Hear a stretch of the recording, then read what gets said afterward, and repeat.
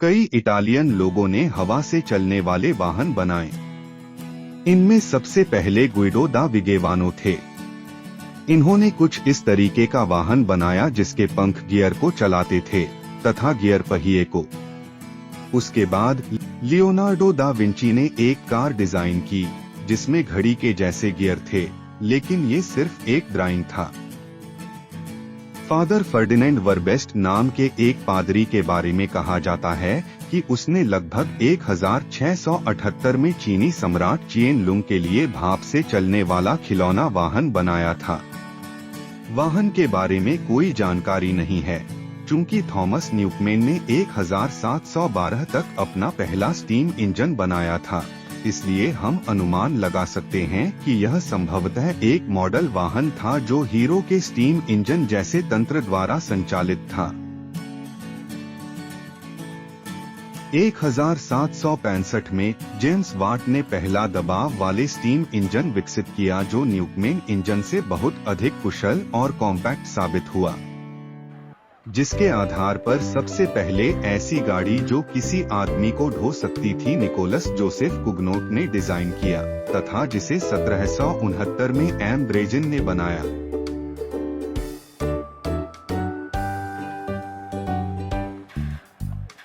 इस वाहन की एक मॉडल पेरिस में कंसर्वेटोयर देस आर्ट्स एट मेटियर्स म्यूजियम में प्रदर्शन पर है।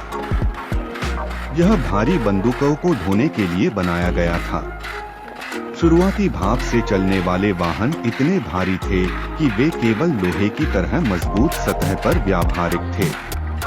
इस प्रकार लोहे की पटरी अगले 125 वर्षों के लिए आदर्श बन गई। वाहन बड़े और भारी और अधिक शक्तिशाली हो गए और जैसे कि वे अंततः माल और यात्रियों से भरी कई कारों की एक ट्रेन खींचने लगे थे। 1830 तक इंग्लैंड में एक व्यावहारिक वाहन विकसित करने के लिए कई प्रयास किए जा रहे थे, जिन्हें पटरी की आवश्यकता न पड़े। रेलमार्गों से दुर्घटनाओं के कारण प्रतिबंधात्मक कानून को पारित करने पड़े, जिससे कारों का विकास रुक गया। व्यापार के लिए कुछ गाड़ियों का विकास हुआ, लेकिन वे बिना पटरियों के ट्रेनों की तरह थे। आंतरिक दहन इंजन के विकास को तब तक इंतजार करना पड़ा जब तक कि आंतरिक रूप से दहन के लिए ईंधन उपलब्ध नहीं था। गनपाउडर की कोशिश की गई, लेकिन काम नहीं किया। पहली गैस जिसे वास्तव में गैस के रूप में उपयोग किया था, उन्होंने एक बॉयलर में कोयले को गर्म करके उत्पन्न कोयला गैस का उपयोग किया। एटिएन लेनोर नाम के एक फ्रांसीसी ने 1860 में पेरिस में पहला व्यावहारिक गैस इंजन का पेटेंट कराया और 1862 में पेरिस से जॉइनविले तक एक कार चलाई। उनके हाफ आवर्स पावर्स की शक्ति वाले इंजन में 5 इंच और 24 इंच का स्ट्रोक था। 1900 में लेनोर की मृत्यु हो गई। लेनोर के पास दहन से पहले गैस को संपीड़ित करने के लिए एक अलग तंत्र था। 1862 में अल्फोंस बियर डी रोचास ने पता लगाया कि गैस को उसी सिलेंडर में कैसे संपीड़ित किया जाए जिसमें इसे जलाना था, जिस तरह से हम अभी भी इसे करते हैं। गैस को सिलेंडर में लाने की यह प्रक्रिया, इसे संपीड़ित करना, संपीड़ित मिश्रण को दहन करना, फिर इसे समाप्त करना ओटो चक्र के रूप में जाना जाता है। लेनोर ने बेंजीन पर कार चलाने का दावा किया और उनके मॉडल के ड्राइंग में एक इलेक्ट्रिक स्पार्क इग्निशन दिखाते हैं। यदि ऐसा है तो उनका वाहन पेट्रोलियम आधारित ईंधन या पेट्रोल पर चलने वाला पहला इंजन था। सिगफ्री मार्कस, जो मैक्लेनबर्ग का निवासी था, ने 1868 में एक वैन बनाया जिसे 1873 में वीना के प्रदर्शनी में प्रदर्शित किया। उसके बाद की कारों को स्ट्रासेन वैगन कहा जाता था, जिसका इंजन 4/3 हार्स पावर तथा 500 आरपीएम का था और इनमें लकड़ी के पहिए लगे रहते थे, जिनमें लोहे का रिम लगे रहते थे। इनमें ब्रेक, क्लच और मैग्नेटो इग्निशन भी लगे रहते थे।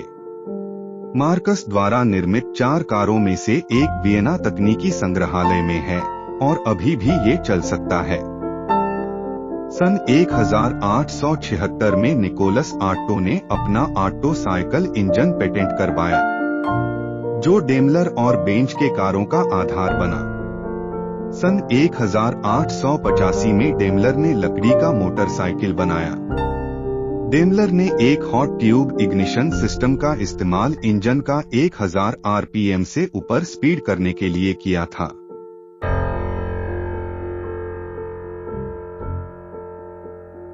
उसके बाद जर्मनी में कार्ल बेंज ने सबसे पहले एक हल्का ट्यूबलर फ्रेमयुक्त ट्राइसाइकिल बनाया, जो गैस से नहीं बल्कि पेट्रोल से चलता था। पहली बार यह कुछ दूरी पर चलने के बाद टूट गया था, लेकिन धीरे धीरे उन्होंने इसमें सुधार किया तथा उन्होंने जनवरी 1886 में अपनी कार को पेटेंट कराया तथा उन्होंने बेंज CIE नामक कंपनी खोली। उनकी पत्नी बर्था बेंज ने एक रात कार्ल की कार ली और अपनी मां को देखने के लिए पहली लंबी कार यात्रा की। 1888 में मैनहेम से 62 मील की दूरी पर मैनहेम से पेफरजाइमक तक की यात्रा की।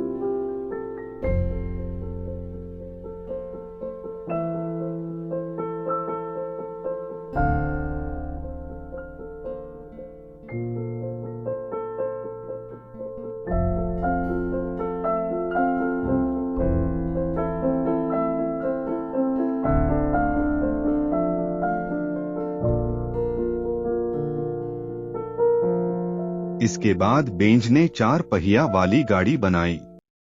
बेंज की सफलता को देखकर बहुत से लोगों ने कार निर्माण के क्षेत्र में हाथ आजमाया, जैसे साइकिल बनाने वाली कंपनियां इंग्लैंड की रोवर और स्विफ्ट, फ्रांस की क्लाइमेट और अमेरिका की पो, सिलाई मशीन बनाने वाली company the white car company तथा टाइपराइटर बनाने वाली कंपनी एडलर इत्यादि।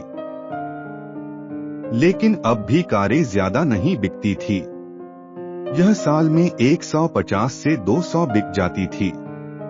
सबसे पहले कार का बड़े पैमाने पर उत्पादन अमेरिका के रैनसम इली ओल्डस ने किया।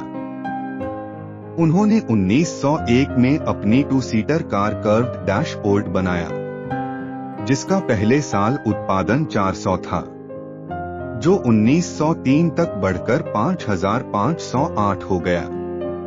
लेकिन 1906 में ओल्ड को हेनरी फोर्ड ने पीछे कर दिया और 2 साल बाद उन्होंने दुनिया में सबसे ज्यादा बिकने वाली कार मॉडल टी लॉन्च कर पहले साल उन्होंने 17,771 कार बनाई। 4 सालों में उन्होंने इसका उत्पादन बढ़ाकर 10 गुना कर दिया। यह कार को ढोने वाले बेल्ट की मदद से संभव हो पाया, जिस पर कारें धीरे धीरे एक वर्कर से दूसरे वर्कर के पास जाती थी, जिसमें हर वर्कर को तय समय में एक फिक्स काम करना था।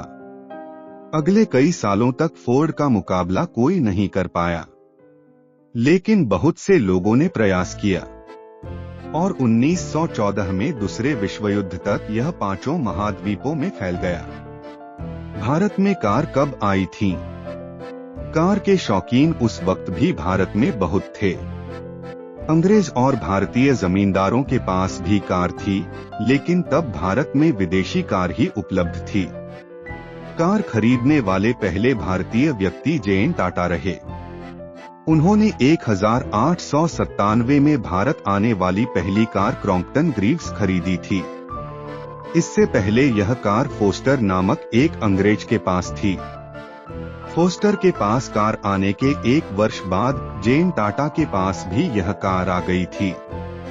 अपने देश में भारतीय कारों की सबसे पुरानी फैक्ट्री गुजरात में हिंदुस्तान मोटर्स के नाम से स्थापित हुई थी, जो एम्बेसडर ब्रांड से कार बनाती थी।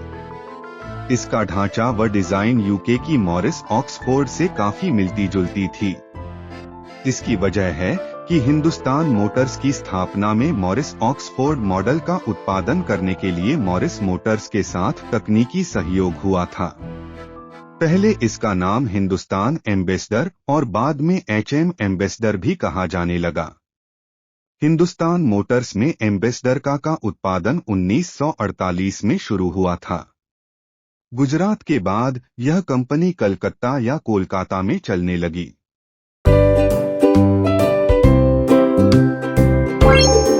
What?